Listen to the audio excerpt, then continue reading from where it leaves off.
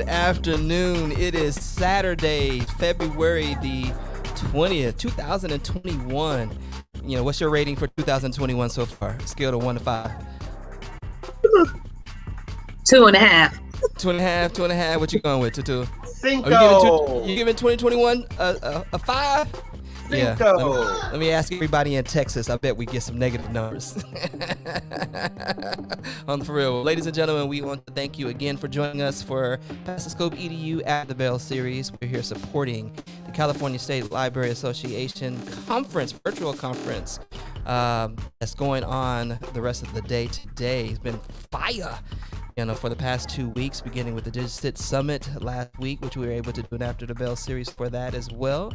But then yesterday it kicked back up, and then with the keynote with the Sarah Thomas. We'll talk to her later on today as well. And going on today, we got some special guests who are presenting later on today, or may have already presented today, that will give you a chance to catch up on what has happened before or what you actually may see that is upcoming for the rest of the conference. So we're here for you, trying to ignite a passion for learning, one scope at a time. What's up, Val? What's up, Tutul? Hey, we living the dream. Yo, yo, yo. Hey, listen. Okay, so Brian, I know that I saw your little one on Dibby a Dream. Tutul, did you register? No. Tutul, come on. Listen, we're launching rockets out here. Yeah. That was pretty live. Man, we should have had some banners ready. Give them the mad shout out to Dibby a Dream for the STEM Saturdays. So Bella participated as well.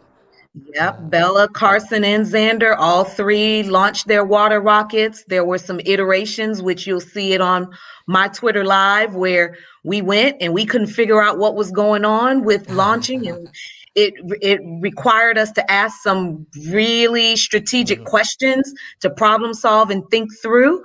And hey, they worked it out. It was a family affair. Xavier was out there, and we figured out what it was, and then we got those water rockets launched. And then the kids were telling me about this video editing app. So Carson actually put together TikTok.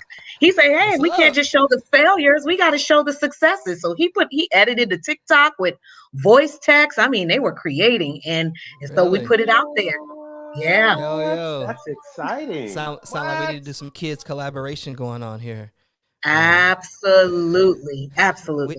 We didn't get a chance to launch our rockets yet because London had dance today.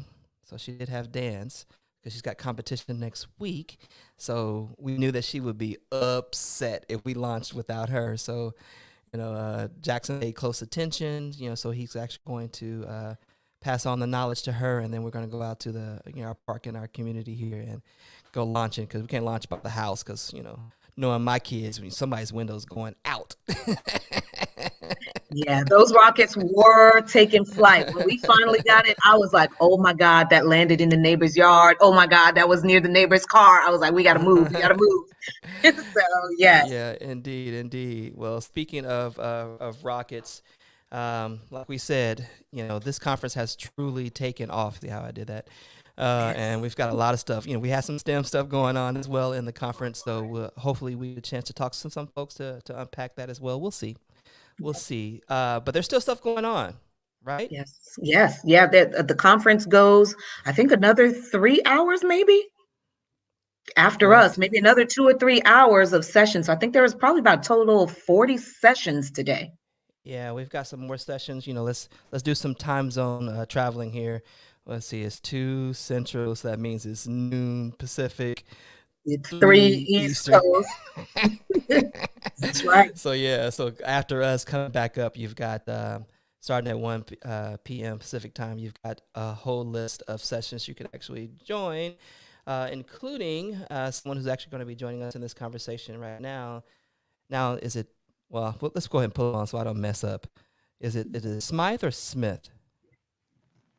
It's Smythe. It's a fancy Smith. Nice. See, my last name is Smith. He said it's Fancy Smith. Okay, I have to talk about you. We got Tim coming up, and of course, then at 2 p.m. Pacific, you have a ton more sessions, and then closing it out at 3 p.m. Pacific Standard Time. Hey, speaking of standard time, we did moon phases today in STEM. I'm just going to throw something else in there. Now, did you realize that we go from standard time to, I don't know what the D stands for, so it's CST versus CDT. You know the Yeah, I difference don't know if between it's the two? just, I don't know the difference, but is it just daylight time versus savings time? Because that's what I Yes, thought, yes. So right but now I we're in don't savings know. time. So when Okay. we move the clock forward, when you spring forward, we go to daylight time. So it turns to CDT versus CST at that time. Huh. Yeah, Interesting. I learned that. Why? I don't know. I don't. Why? Someone had a little bit of too much time on their hands. No. So as Or we not do shows enough. like this, and let me bring Sarah on too. As we do shows like this, it becomes important when we have people on from, like we have members in our community that are in Guam, overseas, so we have to make sure that we accommodate all these different time zones. And I found myself, all right, do I put ST or DT? And I had to look it up. I looked it up, and I found the answer. Right? That's what we do, right? That's what That's we what our kids do, do. right? But So, why? So but confused. why did I do it? Because I have to do a lot of messaging to tool. So when I put in CST, CDT, I just want to be correct. Well, no, not you, Brian. I'm talking about in Oh, general. In general, like the big picture. What do we do? Katie, what up? Why we do it? I don't know. I don't know why we do it, but that's okay. What's going on, Sarah? Hey, what's up, everybody? Now, Sarah, you did a keynote yesterday, right? Yeah. I was like it was so awesome to be here and connect with everybody and see everybody. And I've been coming in on these amazing sessions that folks are doing. So definitely check out Tim's session. Like, I hear people are buzzing about him. So his session is about to be fire. In a nerdy way, yes. Well, why don't we start there? So, Tim, why don't you give us a preview well, actually, did you present yesterday as well? No, so I presented earlier by myself, and then the one in about an hour on a panel with different creators talking about comic books and education. Okay, excellent. So why don't you give us what do you call them, Valerie? You don't call them the hot takes, but you call them something else. I just put her on the What? spot. The big rocks? Big rocks. Your Yes. big rocks, your takeaways, or the highlights that people should be. So you can give us both then, Tim. I guess tell us about the session that you did earlier. Introduce yourself, obviously, to the people, first and foremost, who you are, where you're from. Tell us about that session earlier, and then tell us about what they can expect for the upcoming one that you have in about an hour from now. Yeah, sure. Thanks for having me on. So I'm a high school social studies teacher, and I've been using comic books in my classroom for a long time. And in fact, I work with the U.S. government, with the State Department, in about 30 different countries. We're teaching kids to find their own voice through visual storytelling. So my last session it was funny when I was done, the moderator said, well, that was a fire hose of information. So give me 50 minutes to summarize my passion and just hang on for a little bit. My website is historycomics.net. So that's what I would say, if you miss something, just go there. And so it was about how to defend the use of comic books in the classroom. So we're always challenged about comic books not being real literature. So I talk about Common Core standards. I talk about the research that's been done. I talk about how I use these comic books to create readers in kindergarten all the way through college level. And then I share lesson plans and what I do in the classroom. We talk about how comic books are universal. We talk about how comics are not like the comics you read when you were a kid. We talk about the representation that's in our comic books now and how our superheroes have changed. My favorite hero is Jane Foster as Thor. And here's a scientist, a medical doctor who's suffering with breast cancer. And every time she turns into Thor, it accelerates the cancer. But she's so fierce, she does it anyway, right? Anywhere from Miles Morales to we've got Latina and Black Green Lanterns who are suffering with anxiety, and yet they choose to go out and save the planet. And it's this amazing experience. And when kids walk into my classroom for the first time, and I'm very purposeful in the heroes that I put up around the classroom, everybody's going to see themselves in the heroes, whether they're transgender, whether they're Latina, whether they're Black, whether they're, you fill in whatever you want. And we can literally see ourselves in these comics. And so for like me growing up, I don't want to age anybody, but I'll just say for me growing up, like Lando Calrissian was the diversity in my world as a white kid growing up. And I was a kid who grew up on hip hop and loved hip hop. And that's all I ever talked about. In Philly, I didn't talk to anybody about how much I loved comic books because I would have gotten my butt beat. But I talked about hip hop. Now I use both in my classroom, and the connections between hip hop and comic books are so real. And so I get to share this. I get to do these kind of things around the world. And we also talked about how teachers, educators need to share what they're doing, like you all are, because we need to brag, right? It's not bragging. And when I was first told to use social media, I was like, no, I can't do that. Like that's for like the millennials. That's showing off, like Twitter and blogging, and nobody cares what I do in my classroom. And then a staff developer convinced me to do that. And an editor from PBS saw something I wrote. He said, hey, you want to write some articles for us? And I was like, yeah. And I was literally on my door, out the door from quitting teaching after 17 years. I had the most horrible year of teaching I had ever had. And all of a sudden I found my voice, and now I get to do stuff around the world. And, you know, I've had the Secretary of Education for Pennsylvania came to visit my classroom because it turns out he's a big old nerd and he loves what I'm doing. So he came out to chill with me in my classroom. And so, and he's just another guy, and he's a father. You know, it's just, we need to use social media, not only for us to share what we're doing, but we're losing teachers. And we're not only losing teachers now, but there's very few ones coming into the pipeline in college now because of everything that's going on.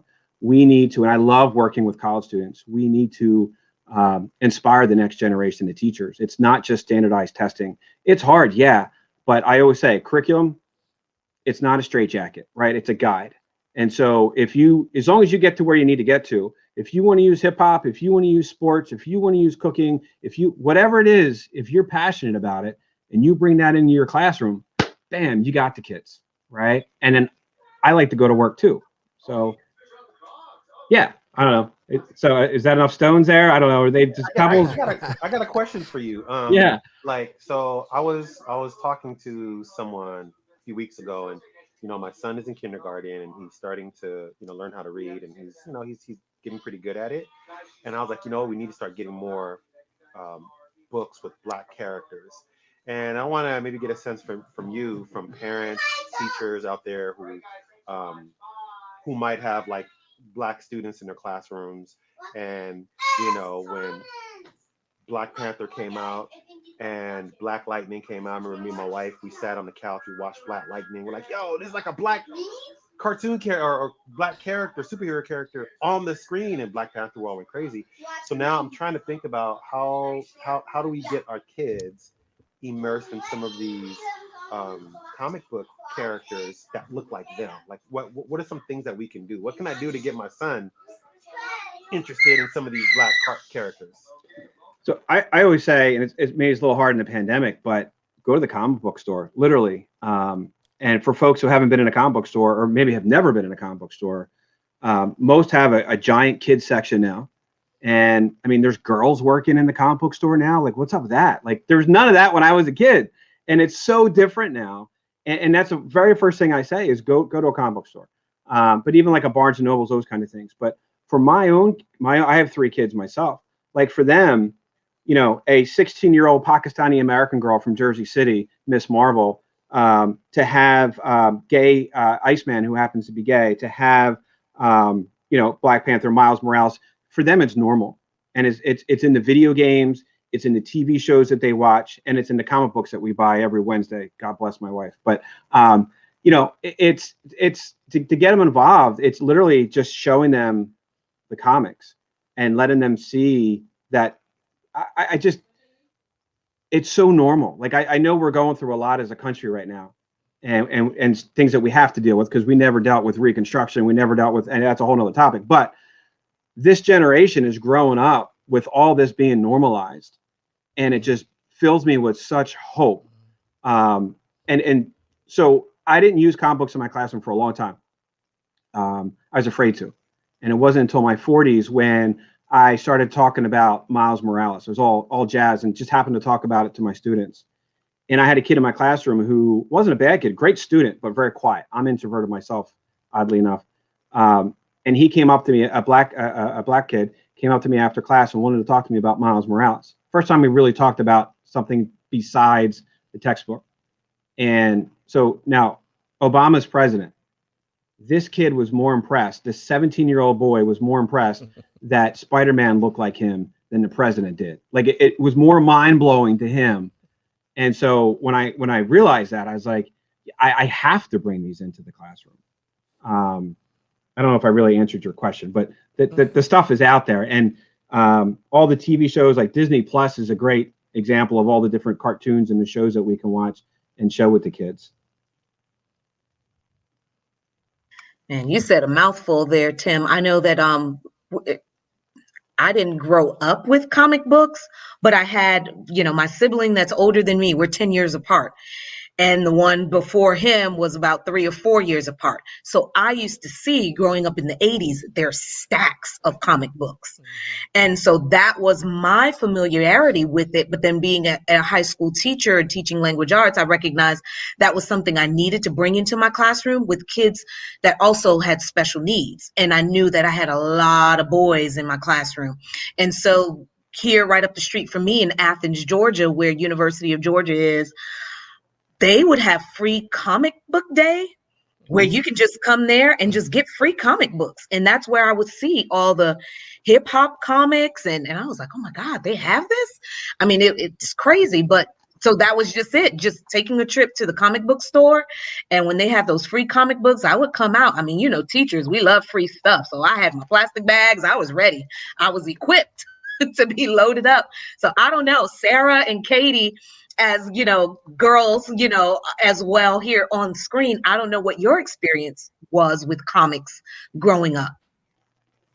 My experience was all the Archie stuff. I had tons of them, and I remember loving the spin-offs. I didn't like the stuff about Archie. I liked when Jughead, the underdog, finally got his own storyline, and that was exciting for me. But I also grew up really poor. And so it was easier for my parents to buy me a comic than a book. And that was just another gateway to be able to read something and have something that was mine. And it was meaningful, and something you could look forward to when that next episode was going to come out, to see what happens in the story. And I don't know, there's some excitement about this day to look forward with this new release.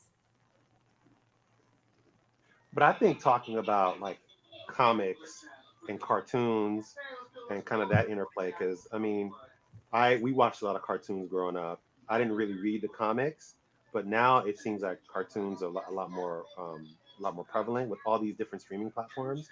And having my son read the comics and then watch the cartoons, right, and make that connection in his brain, I think is another piece of this that we can add and talk to and get the kids really buy into that. Yeah, but you mentioned something though, Tutul, in your comment, about the representation that they're seeing. And Tim mentioned that the kid was more impressed, that there is a hero that looks more like him in Miles Morales, which, by the way, is on repeat, on a weekly basis here in this house.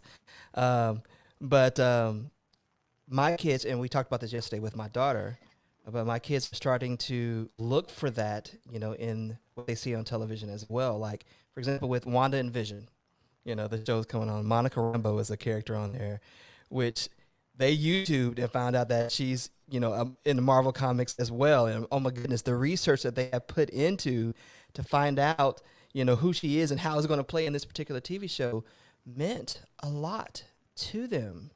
Tim mentioned, the SEL aspect within it. You mentioned the representation. They're finding all of that in the comments. And I'm super proud that my daughter, plural, are finding themselves in those comments as well. Yes, well, we definitely appreciate, Tim, you giving us, that aspect and just, there's value in that, the comics, because as you said, depending on what our perspectives are, our biases are, our experiences are, we may bring that into the classroom. And because we bring that into the classroom, we may be the barrier for some kids. And so we have to be able to be comfortable with being uncomfortable and okay as gatekeepers of knowledge, knowing that we don't know everything. And so finding different ways, different tools, different resources or materials that our kids can connect to, and then find the learning path and then connect standards to that is what this is what this art and science of teaching is all about. So thank you for sharing your perspective. So guys, if you have not caught Tim Smythe's sessions yet, please catch the one. What was the one titled that you did earlier today? Comics as engaging literacy and education. Okay. And then the one at 4:00 is, I should know this, right, is making comics. And it's great because I'm on there with Aronell Steinke, Jared Rosello, Mika Song, Remy Lai, and Jarrett Lerner, some really great comics creators themselves at 4:00. Here you go. Sorry about that. So it's called Making and Teaching Graphic Novels, and we're doing that in about a half hour from now. Perfect. And Brian's got it there on screen. And Tim, thank you for your time today and sharing with us. And we definitely want you to get ready and prepared for your next session. And so guys, make sure you follow him at History Comics. You see his handle there on screen. Connect with him. Tim, we appreciate the work that you do and the insight that you bring to this industry. All right. Thanks you all so much. Oh, and by the way, Tim, we'll be in connection because we talk about hip hop and comic books. We need to chat. Yeah, I'll talk to you about a conversation I had with Daryl McDaniels about hip hop and comics. And by the way, he makes his own comic books now. So we'll talk. Oh man, that's exciting. All right, I gotta go. I'll see you guys. Thanks again. All right. Bye. Thank you. Well, hey, Katie, Sarah. Yeah, go ahead, Tutu. Yeah, I just gotta say, Katie, there's so many, and Valerie, you said this yesterday. There's so many things that folks are doing, and they're discussing this at this conference. That's just really amazing. Like graphic novels. I know folks probably been talking about graphic novels, but to be able to bring it to light and have this bigger conversation and tie it into all these different subject areas is amazing. And then this conversation about comics and representation and cultural relevancy is like blowing my mind. I'm like, we're here having the wrong conversations. We're having the conversations about, virtual learning and how we can't do it virtually. But like, there's so many things we could be doing with our kids that are like out of this world. So I just want to give you big props for that.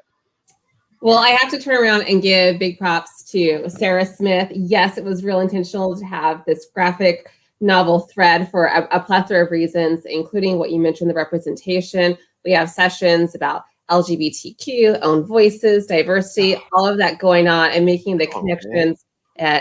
Sarah Smith is definitely the awesome behind getting all the people and the creators and the teachers. It's just amazing. I don't know how she did it. Like one day I called her and I said, I know you woke up today. I'm wondering how you can make me happy. Well, Cory Doctorow, I want him. Can you make that happen? Like just hours later, she's like, yes, Katie, we have Cory. So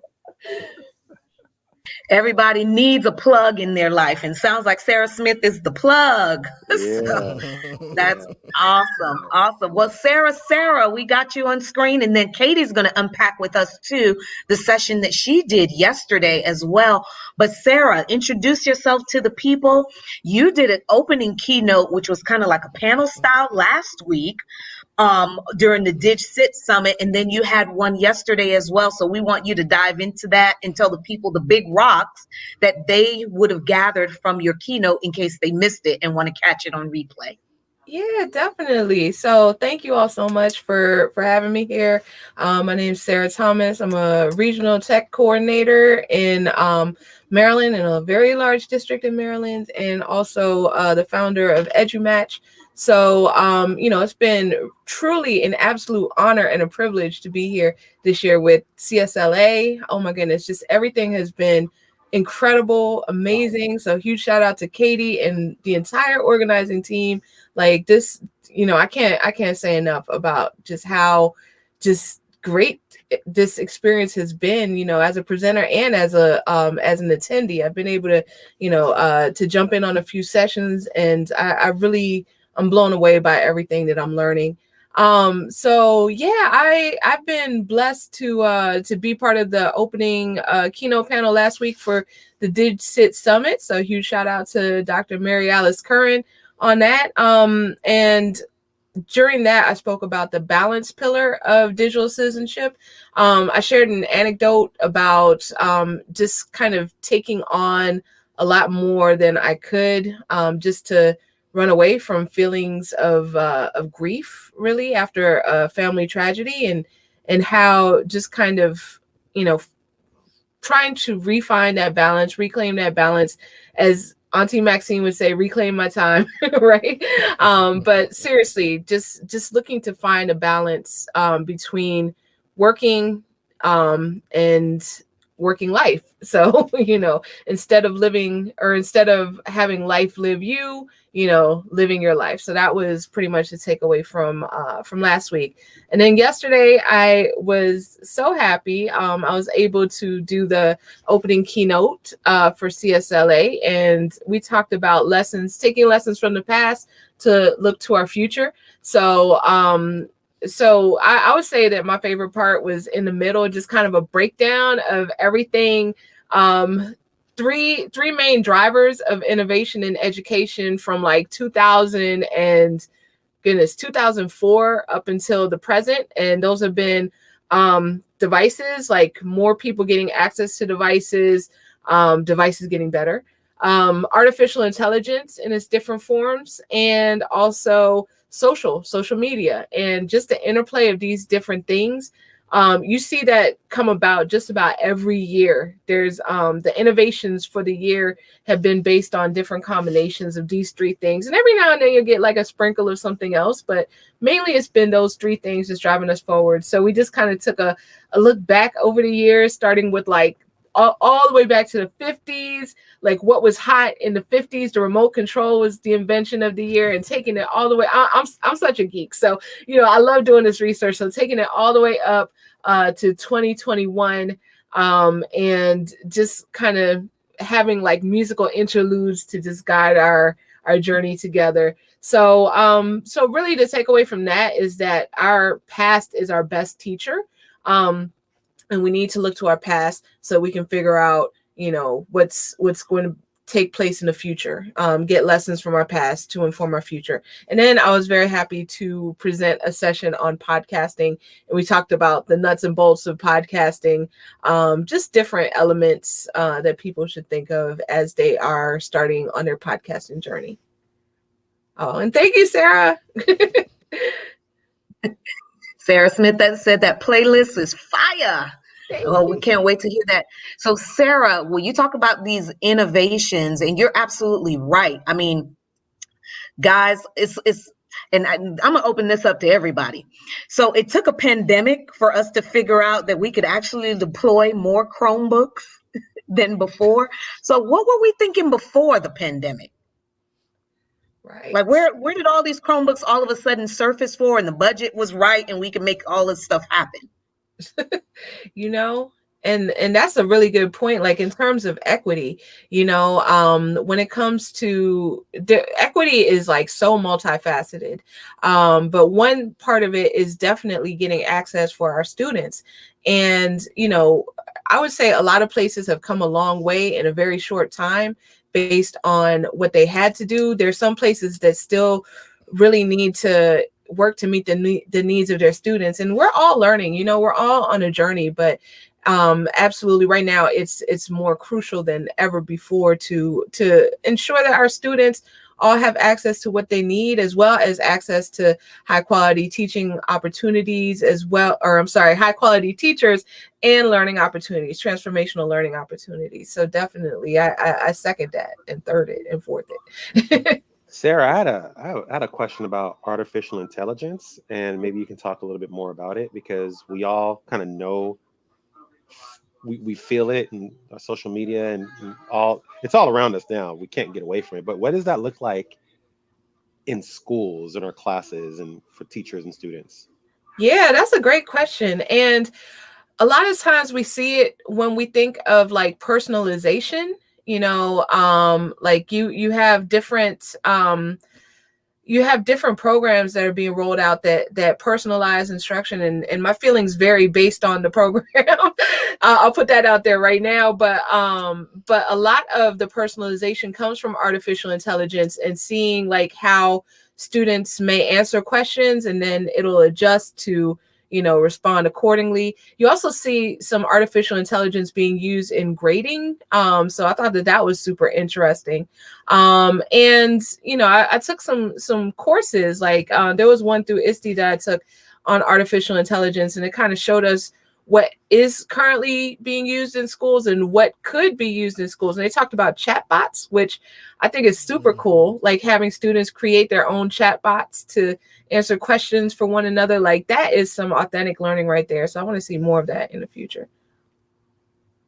Yeah, that kind of speaks to Brian and Valerie, what you were talking about before we came on, the rocket launches, and having your kids go out and launch those rockets, and the whole process that they go through, and like just personalizing and making it more authentic. And I'm just thinking about this chat box and helping kids create that, and that's very relevant right now. So that's amazing, chatbots. Yes. Yes. Still trying to learn how to do that, but yeah. So how do you get people to, because a lot of people are still afraid of artificial intelligence. You mentioned AI, we automatically go to, iRobot, Yeah. with Will Smith, and have these, these fears, and some are legitimate, and some are not. How do we, help not only our teachers and our schools, but our parents embrace the idea that this is where we're moving. This is the direction that we're moving in, and there are ways for us to get ahead of the game and prevent having a pandemic moment where we have to all of a sudden accelerate, 3 of the 5 years that we've been behind. Yeah, absolutely. And that's a great question. And for me, it's all about exposure and knowledge. Same with social media, a lot of times parents are afraid of their kids getting on social media. And my advice to them is educate yourself on it, be part of it, learn it so that you can help your kids navigate it. So same thing with the artificial intelligence, it's new-ish, I would say. Like, okay, one thing that they taught us in the ISTE course is that it's been around since like the 1950s, but we're starting to see it a lot more, like, kind of the matrix exposed, I guess, so to speak, and using it more intentionally. So I think that definitely education on it. So parents know what to expect, and they know how to talk about it with their kids. To me, that would go a long way in helping people to better embrace the idea. That's dope. We're opening a AI theme school in fall of 2022. I have no idea what they're going to be doing up in there. I don't know. Ooh. And so I'm kind of curious to see where they're going to go, the different avenues they're going to explore, what partners and thought leaders in the industry they're going to bring in. But this is supposed to be like an AI themed school, so I just hope they get it right. But look, I'm going to be like a fly on the wall. I'm just going to be nosy. And like you're saying, Sarah, I'm going to try to learn, because I really have no idea about this whole AI movement. None. Mm-hmm. Yeah. Yeah, I hear you. I'm still learning as well, so I feel you on that. I mean, I think that's where we should be, because it's ever evolving. When we look at AI, it's about evolving in the process of learning. So when you look at your Alexis and your Google Assistants and your Series or whatever the case is, they're learning, how you act, your routines. How many times have you noticed that your phone pops up thinking that you're going to a certain location, and it's already trying to give you directions?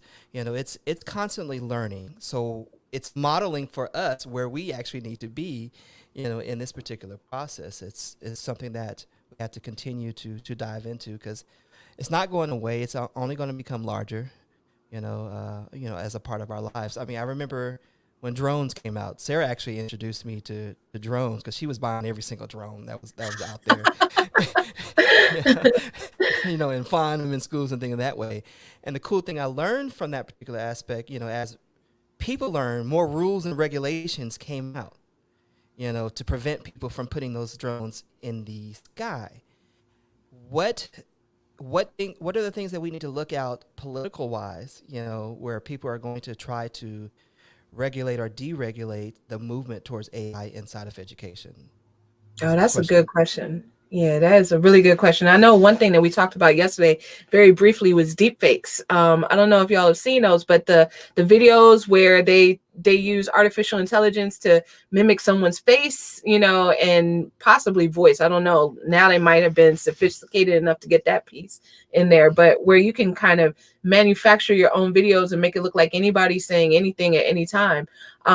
So, as far as regulations go, I'm sure that they will be they'll be coming out at, as possibly, just like how you said with drones. So, I'm sure as it continues to emerge, then there'll be more information available as to how to do it ethically and safely. I know that there's already some rules in place regarding artificial intelligence. I need to find them so that I could give y'all a legit source. But I remember reading at one point that there were some stipulations put on so that, there would be there would have to be like some kind of manual override or something like that, or people were talking about that. So I need to read up a little more on that, but that's something that if it's not already there, then it might be coming down the pipe. Wow, scary. And if you leave it to old school Christian mom like mine from the Caribbean, she's like, all of this is of the devil and it's the mark of the beast. That she's like, she wants no parts of it, none. So, but I want to kind of ping over to Katie because I know she's got some sessions she's going to get ready to open up. Katie, tell us about your session yesterday. I believe you had some things that dealt with, was it like crime scene investigation, and that take us through it, Katie. Yeah, and listening to Sarah, like, oh my gosh, I was talking about AI as well. So it's all the things. So crime scene investigation as the research jumping off point. Anything that is crime scene related, it's all based in research. So like, what do you do first when there's this crime? You look at your evidence and notice all of the basic facts and whatnot. And then you come back and looking at your facts and you have to figure out what you need to know. So you're making these questions and then you figure out what questions are more important, kind of like prioritizing them. And then you go and do your research. Like, oh my goodness, all of that is what we want every student to do with, if you give them a research assignment, like the boring, we used to be a paper, which can be now infographic or whatever, but we can do all those same skills going through a crime scene. So someone walks into your classroom, they see a body on the ground, they're going to be interested, like, hey, what's going on? So first you're setting that scene, getting them engaged about what's happening. Like, well, I don't know what's happening. You tell me. Let's figure this out together. So helping them separate fact from opinion, which everyone seems to still struggle with. And even in high school, students are struggling. It's not just an elementary thing, but really turning off that part of our brain that wants to just make sense of things, because it'll make connections, even if the connections aren't accurate. And that's why like the deep fakes and such are able to exist and people believe them, because it made sense in a piece of our brain. So to dissect something and separate your inferring skills from just the facts and the evidence. So breaking it down, that little minutia, and focusing on that generating questions and having just those thoughtful moments. Like, what do I know? Recognizing that first, and then realizing, what do I need to know? And crafting those questions in that capacity. So like, what's missing? What's not being seen here? What's that other element? What's going on behind the scenes? What else is at play that I really should know about to better understand this moment? And that skill right there transcends the different curriculum, transcends into life. Like, we've talked about so many things here just today that like, there's more questions we have to help us really understand what is going on. So the AI connection, I dropped it in here. This person does not exist. those are AI people. So I've used them to create my list of suspects. Of course, I like getting all of my school involved as much as possible. So teachers come in and are great suspects, but if they don't want to be, I'm like, okay, I still need another person I can blame this on, and I'm getting an AI person. And yeah, it is so crazy. So then you look at the suspects and you can't tell who the real person is versus the non-real people. It's crazy there. Yeah. That sounds like you and Tatul need to have a collaboration in the works. And I don't know, Tatul, you say you don't have a classroom. I already voxed her. I was like, yo, I got an idea. Let's talk about it. I don't know how this is going to work, but let's talk about it, because this is fantastic.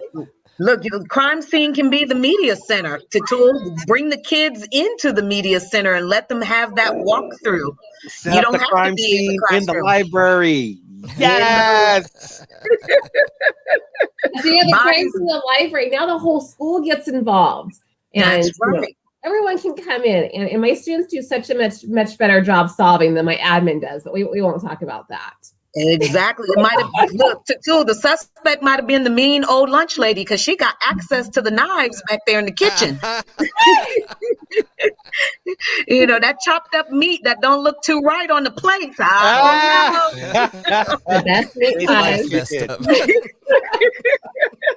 Set it up. I love it. That's an experience. But no, you guys, you're right. So Katie, you know, this conference has brought so many topics from everything. And there's that connection. And so I think this is where the learning is just so rich, and to be able to go back and watch some of these videos, and you had, you know, young kids on there, Live Bit.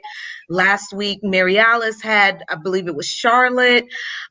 And these kids were powerful. The SWAT team with Tisha in Texas.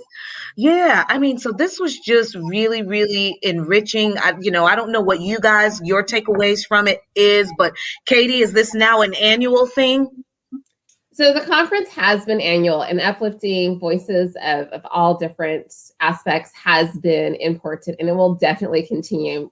Looking into next year, like, I can't see the future, but I really think hybrid conferences is what we're going to see. And I'm so blessed of the different speakers we were able to have and our attendees. Like, if it was in person, the conference still would have been amazing. But, you know, there's just different things that are positive with the virtual of, I had someone speaking from Nigeria. That's not possible face-to-face. So I think moving forward, we need to, you know, honor the past and embrace the future. What was something that's good and worked, even as things move? So what can we mesh together to help the experience for everyone? Because these experiences, well, yes, I'm thinking about the educators, but realistically, it's not about them. It's about the students that they're impacting. So what can I do to help create the best experience for educators to go back and create those ripple effects with the students? Awesome. Do you think that, you know, because, you know, as you're saying this, there are still people saying that, man, I can't wait to get back face to face. Will we see some sort of hybrid model of the two merging together, so to speak, to where, you know, because I've been trying to do this for years, you know, create an event that's in person, but pull in, you know, presenters from, you know, around the globe and create a virtual setting. And it was hard convincing people that, hey, this could work. But now, once again, you know, thank you to COVID-19, you know, people are forced to think, you know, in this particular manner. Do you think that we're going to go to the point where we're actually going to have both simultaneously? Simultaneously, I'm going to say no. Like, if you've ever been in a meeting where there are some people face-to-face and some people are Zoomed in or whatnot, I've never enjoyed those experiences. And people that are doing high flex right now, they're not liking it either. Just because the conversation is so different. It winds up being disconnected or feeling disjointed. So I would see hybrid being like kind of how our setup was with CSLA this year. We have 2 days, 1 week, and 2 days another week. So maybe those, one set of the 2 days is face-to-face and the other set is fully virtual. That's the hybrid I'm talking about, where you have like some dedicated time that is face-to-face, and then you have dedicated time that is virtual, and you've got your opportunities. Maybe it all works for you, maybe half of it works for you. Mm-hmm. So just a way to be more inclusive. Gotcha. Yeah, I like that too. I like that opportunity because I mean, there's no way, Brian and Valerie would have been able to do anything virtual being here in California. And I don't even know if I would have been able to attend, but because it's virtual, we can all bring this together and have this conversation, which is very powerful. So, Right. And even when you're looking at a state conference in California, we're so big. So depending on the location, it already excludes some people from its own state conference. Yeah. Yeah.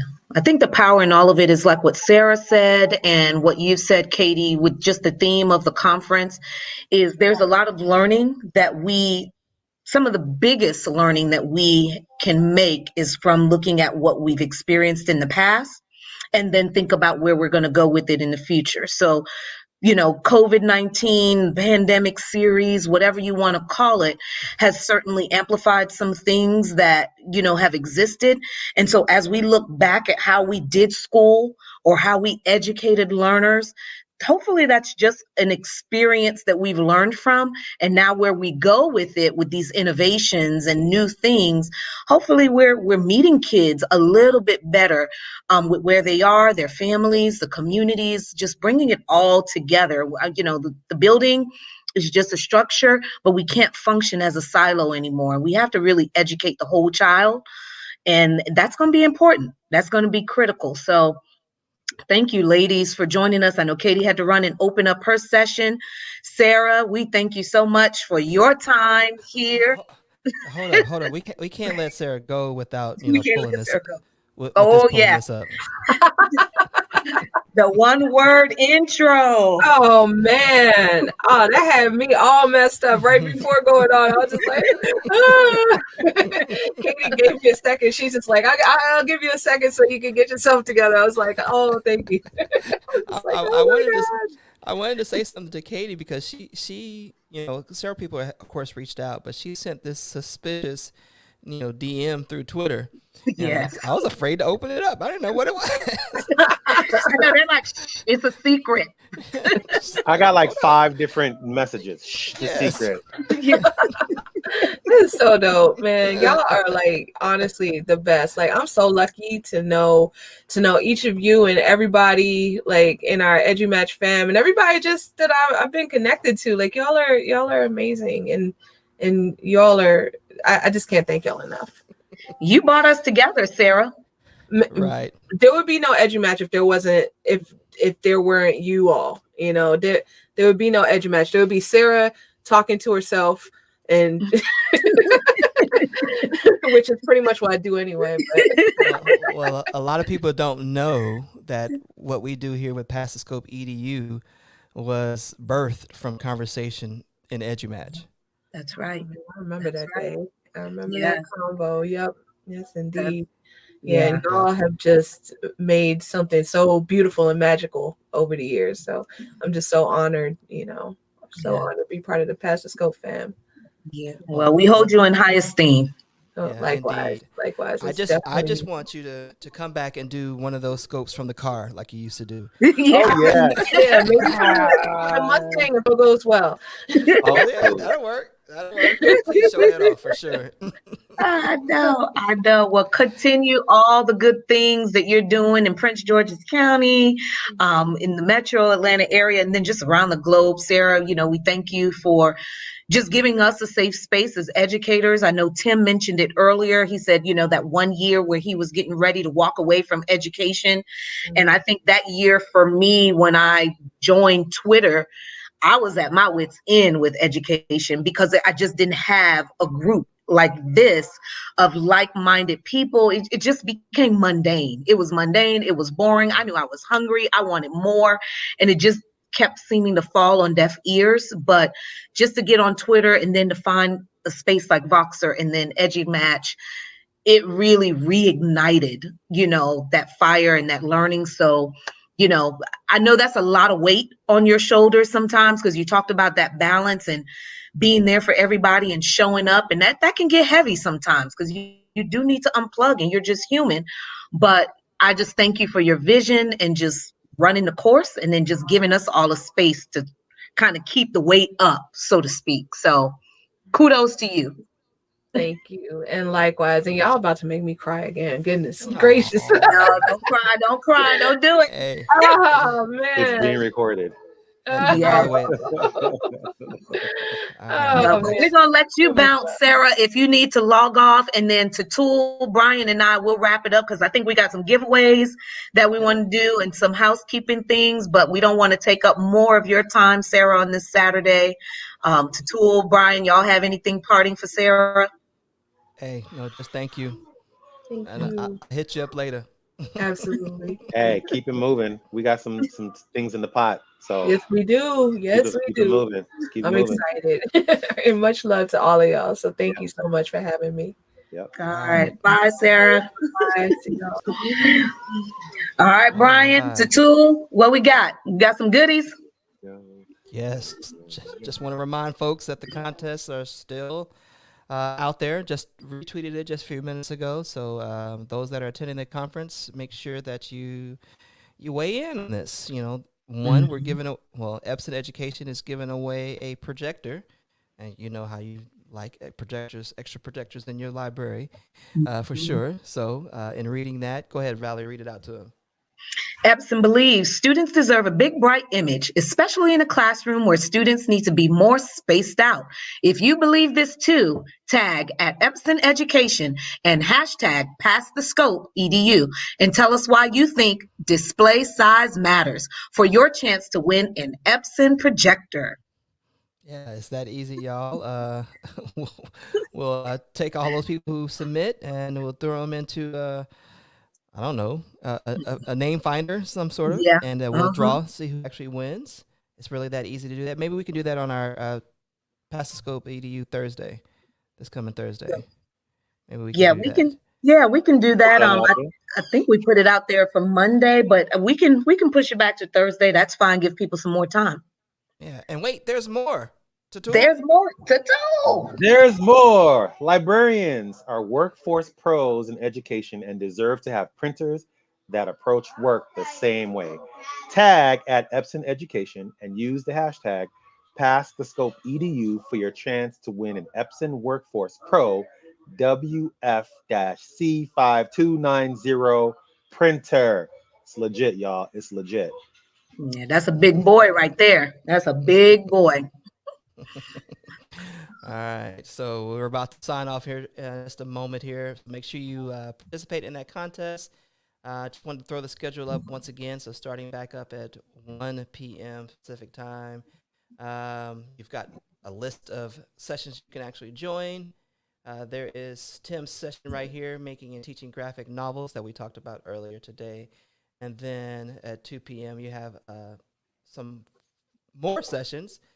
Including, we thought that we were going to have Kelly and Nairi on, but you want to make sure you check that out, however that actually happens. And, of course, closing out at 3 o'clock, you've got Lisa Bishop closing everything out with Knowledge Up with Delane Easton. Ooh, I have to figure out what that is all about. I'm not sure. Can't wait. Can't wait. Well, we definitely have some contestants that have already began from last evening tagging for those giveaways. And so I've just been trying to respond to them, let them know we see it and their names will be entered. So excited to see what we're going to do. Gentlemen, this has been a great Saturday. More learning to happen, but more time to spend with the family as well. Rest up.